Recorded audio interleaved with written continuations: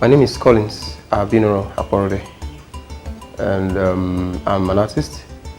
I create sculptures, lots of mixed media arts as well, then lots of drawing, but mainly I'm well known with my stainless cutlery sculptures.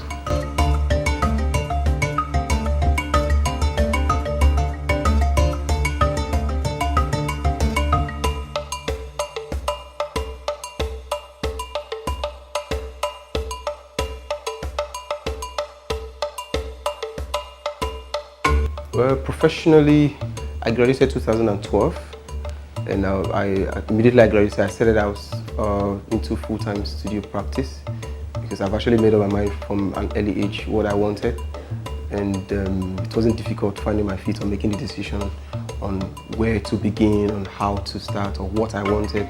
Immediately I left school. So as soon as I left school in 2012, I started out professionally.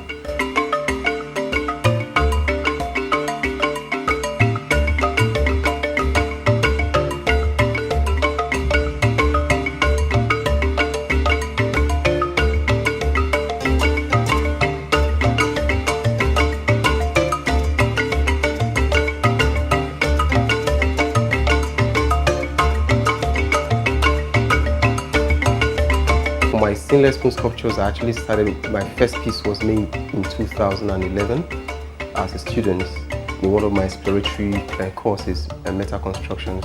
I stumbled into the material, and I never stopped creating since that time.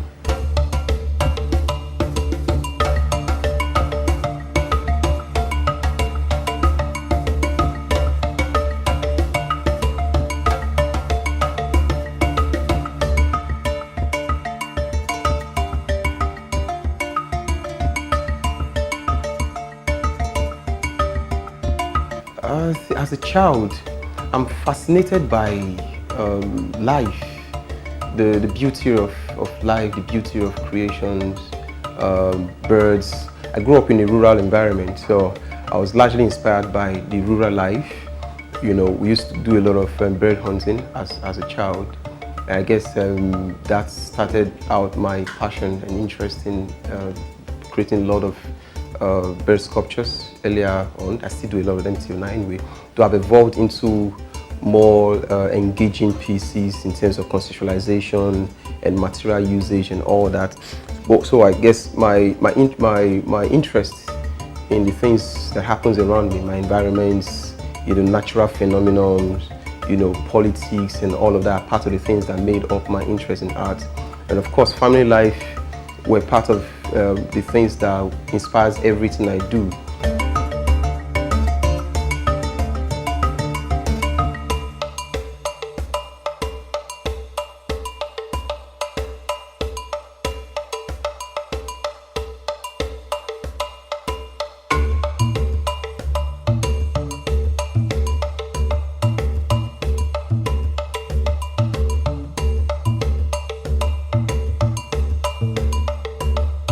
As a person, one of the things that actually struck me growing up, where I used to always ask myself the question, why do we think the way we do? Why do humans behave the way they behave? Why do the certain kind of people act in a certain way? Why are people having interest in certain things? So these puzzling questions are things that have resonated in my mind growing up as a child. And they are things I still constantly explore with my work, trying to understand human nature, trying to understand the spirituality behind our behavior, behind our temperament, behind who we are, what we aspire, what we think, why we act in a certain way. So there are a whole lot of things. That's why I could actually sum it up that say life is everything that inspires what I create and what I do.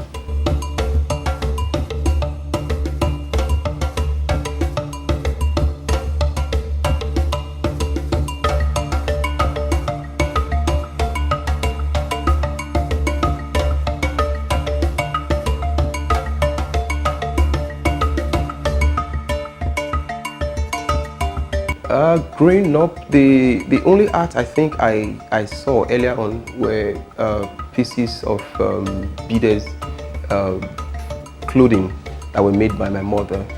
I think I grew up seeing about 2 of such clothes that she made as a young lady at that time. But apart from that, there were no other artistic background. But actually, when I had a conscious and realization that my mom did crafts like that, as a young lady, I think my energy was born out of her. I guess somewhere I had contacted the gifts from her. But apart from that, there were actually no artistic backgrounds growing up as a young person.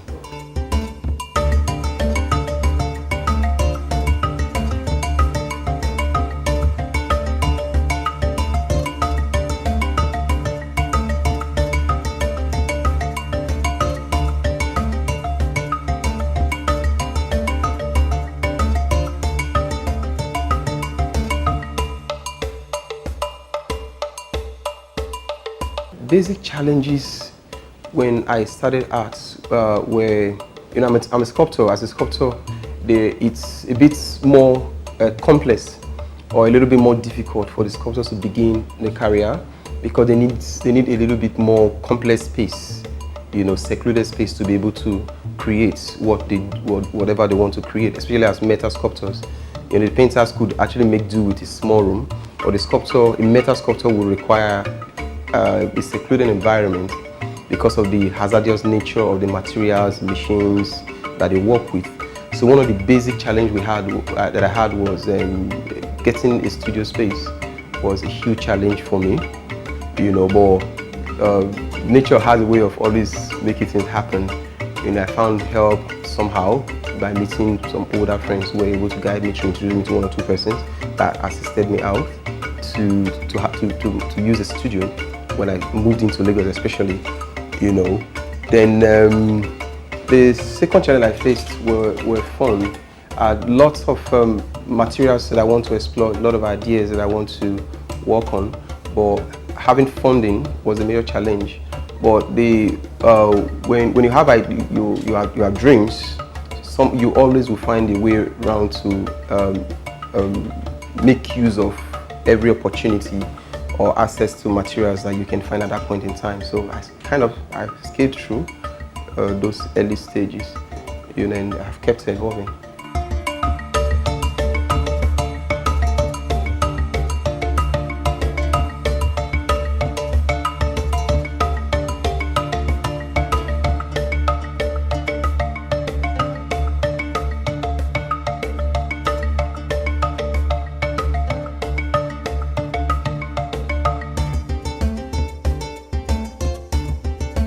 Sourcing for my materials ain't so difficult. All I needed to do was of course, the first challenge was because I buy a lot of my materials, the cutleries, in bulk, in large quantities. It's difficult a lot of time to find where to get them in the large numbers that I would get, because some of my pieces would take 2,000 pieces of spoons, and some are over 3,000 to 4,000 pieces of spoons. So it was initially very difficult being able to find a place where I could get the large numbers of the material that I wanted. But over time, I was able to stumble upon a couple of places where I can source for most of the material that I wanted. Then, of course, because my materials are welded, they are metal, stainless metals, they are all welded together. So one of the most important things, apart from having a material, is lights, power. And power is still a challenge. Because it's always not there where you need it. And art not being an engineering or a mechanical process, it's more of an artistic drive or intuition. Sometimes it comes where you least expect, when you least expect it, So it was difficult because there were no lights. Sometimes we had to wait till when you have power to be able to work, so that would slow down my work process a lot of time, but somehow, I've been able to make do with the generator, an alternative, to the national grid. But still, power is, not just was, but it's still a challenge, to the work pace and how quickly you could achieve some things.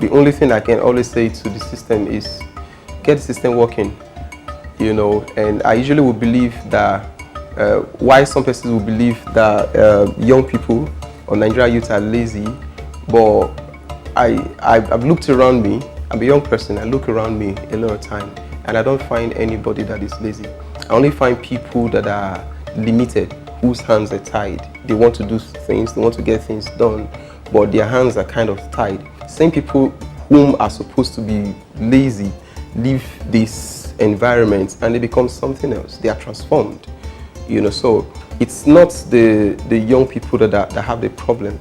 It's a system that has been designed, you know, to reduce or to weaken the strength of the young people, you know. So once the system is working, once the facilities are working, every other thing will fall into place.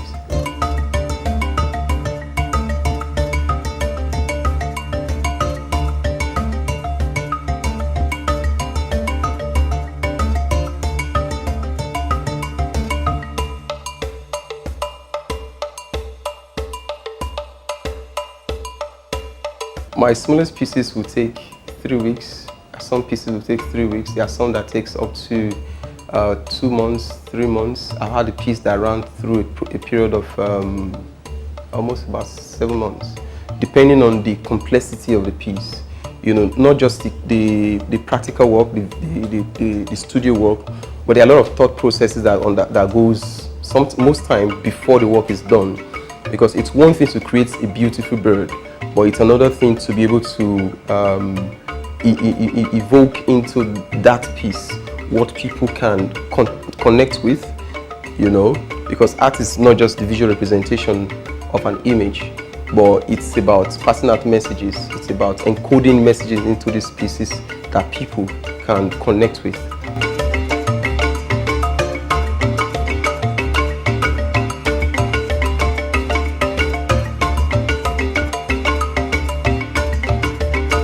After the creation of my first spoon sculpture, which was incidental, you know, as a result of exploratory classes that we had, where we were pushed to try to think beyond the conventional mediums that we were familiar with at that time as students, you know, I kind of fell in love. I fell in love with the pure nature of the material, you know, and it's kind of having its effect in my work as well, where I fall in love naturally with materials that are stainless feel, you know, because they have this pureness of spirit, that this pureness of their soul, you know. So I naturally will connect, and it's difficult for me to think out of it, you know. Of course, when you're in love with anything, you want to go miles, 1,000 miles with them.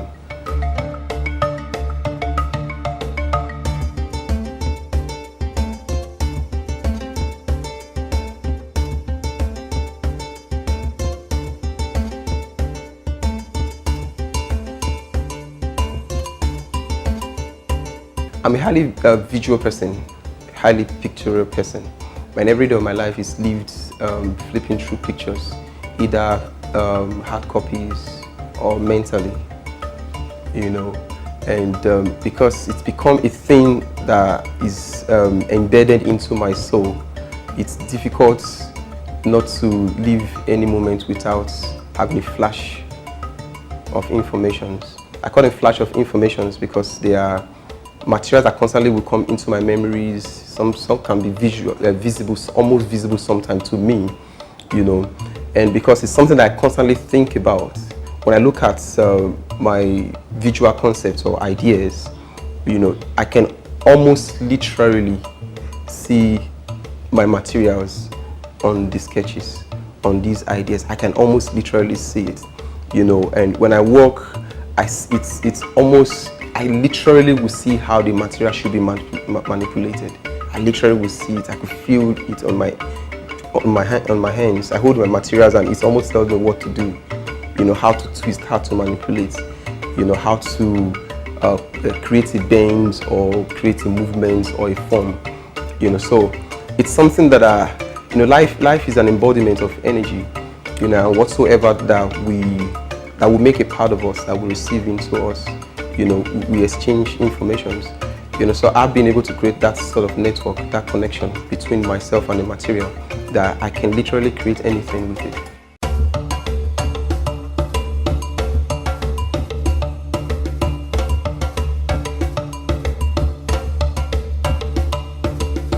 The most difficult part of my work is the thought process.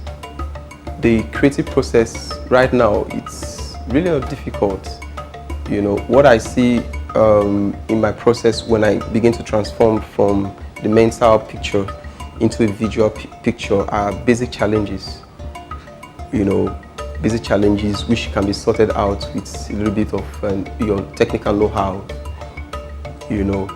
So once the mental process is defeated, the real thing, transforming from that mental process into the visual process, ends really a problem for me at this moment. Earlier on, there used to be problems because there are times when I create to certain points and I realize I'm informed into what I had wanted, and I have to break down and do this and do that. Or because I've been able to conquer a certain level, of my creative process, transforming into visual form ends really much of a process of a problem.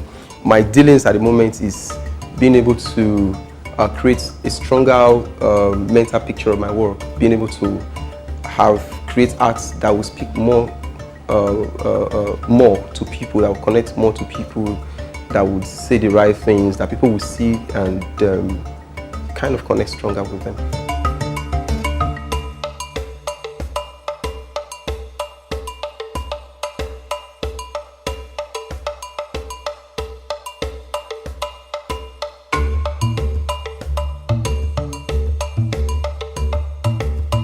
Limelight.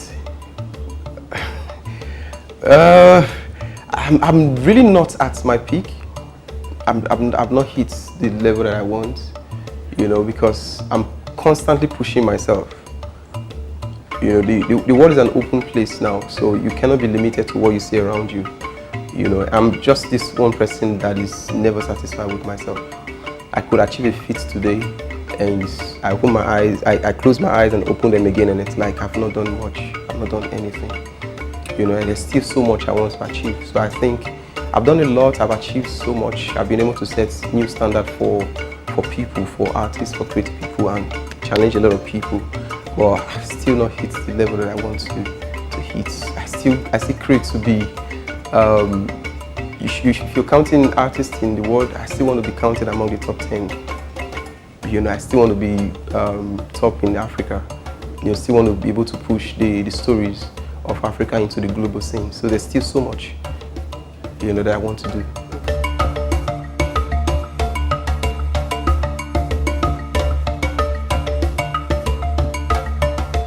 A lot of people have constantly used spoons, but not at the dimension that I'm working with them.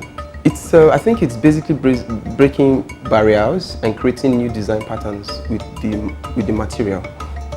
Most of the early pieces that I came across were basic designs with the material, which a lot of them are really not detailed forms and characters, But I've been able to take it beyond just that basic level of making beautiful patterns with the spoons into more like having a signatory right to the medium, where I can almost achieve anything. Human forms, animal forms, abstract forms, almost anything with the medium. So it's basically shifting it from where I think I saw some people work with the medium into where I want to see people would take it further, maybe from where I've been able to get to.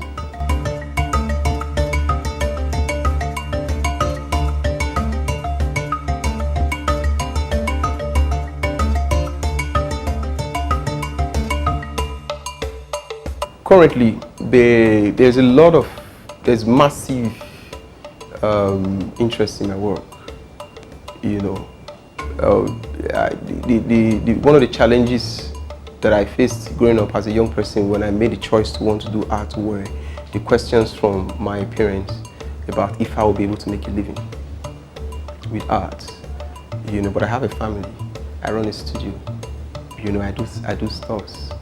So that tells that I can make not just more than a living with art. you know. And because my works are unique, there is a lot of interest in my work. There are people, a lot of people who want pieces. So the response I'm getting from my work right now is mind-blowing. And of course, there's still so much more.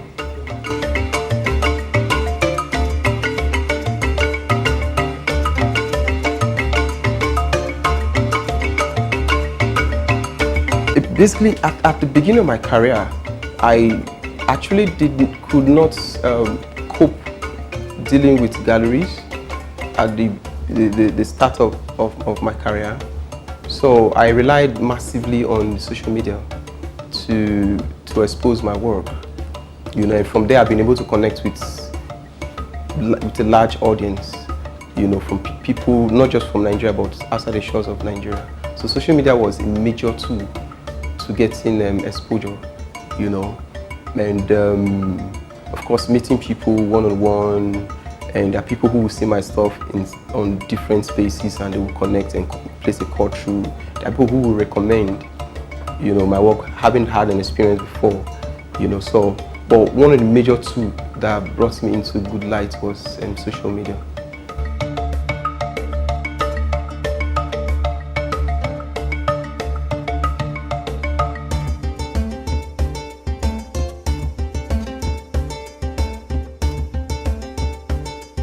When I moved to Lagos, of course, I created a piece, and I wanted to connect to a couple of galleries to try to sell. And my first outing, I never liked the response that I got.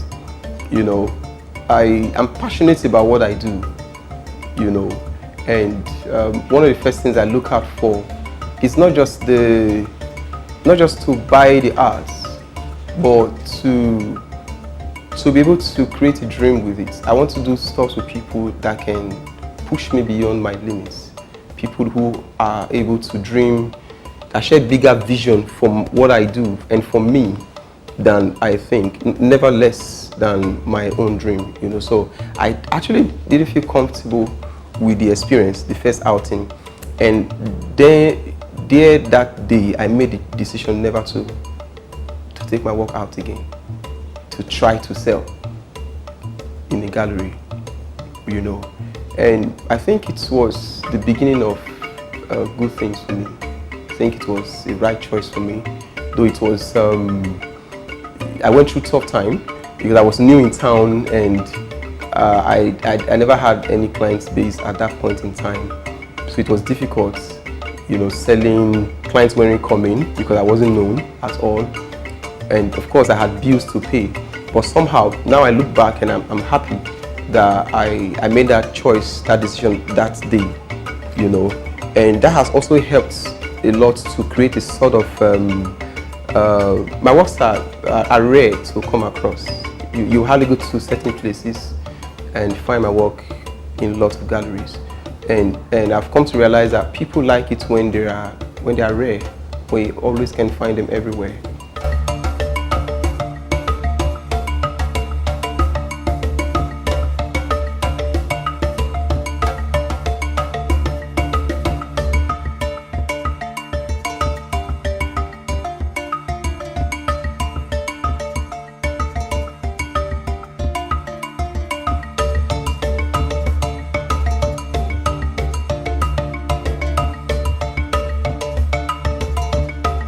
I actually don't like to use the word training, but I prefer to use the word mentor people. You know, like I said earlier, one of the challenges I had was being able to access studio as a sculptor. You know, so what I basically do at the moment is to have my space open to a limited number of people yearly. You know, because I presently do not have the massive space to accommodate a higher number of people. So yearly I run programs for university students who are doing internship, you know, for a short period of time, you know, and the highest I can do at the moment yearly is 3 to 4 students every year. And of course, I do a lot of mentorship program for artists via social media. There are people who are distant from me, but they still want this information, they still want to learn, they still want to grow, you know. So I do a lot of mentorship program online as well to people who would who desire to grow, but distance is a challenge. So, and of course, there are huge dreams for the future. You know, about being able to have space to impact my information or my knowledge to a younger generation.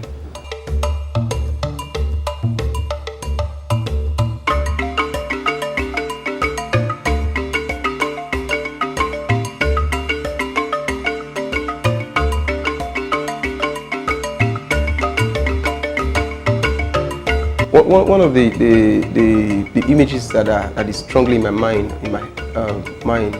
right now, which is something I keep telling myself, is being able to have my work sold in the global art scene, global auction houses, you know, Saturday, Boham auctions, you know, the global auction houses, and being able to show in major museums, you know, all around the world.